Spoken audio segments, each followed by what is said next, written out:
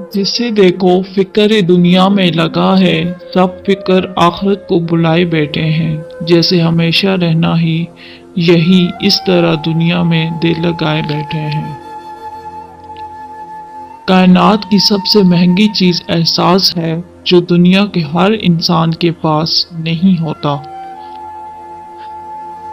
उम्रें गुजर जाती हैं लेकिन लफ्जों के गाँव नहीं भरते। जो अल्लाह पर यकीन रखते हैं, अल्लाह उनके लिए वसीला बना ही देता है। ये इश्क मोहब्बत कुछ भी नहीं होता। जो शख्स आज तेरा है, कल किसी और का होगा। रिश्तों को जोड़ने रखने के लिए गूंगा, अंधा और बहरा होना पड़ता है।